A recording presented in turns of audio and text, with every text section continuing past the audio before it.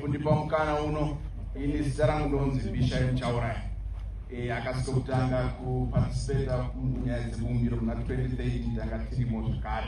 Ndinotsigira maamendments ese akaitwa yekutanga yekuextenda term of office kubva pa5 kuenda pa7. Izvi zvinotibatsira zvakanyanya panyaya development because ma5 years nguva yekushanda MP na councillor yaita 3 years. 1 year yenge yecampaign, 1 year yenge ine macelebration, term yekushanda yenge iri pa3 years. Saka tikaenda pa7 tinopa mukana kuvanhu vatasarudza kuti vaite basa, and tinotarisawo tinoona continuity mune zvinhu zvinenge zvichiitika.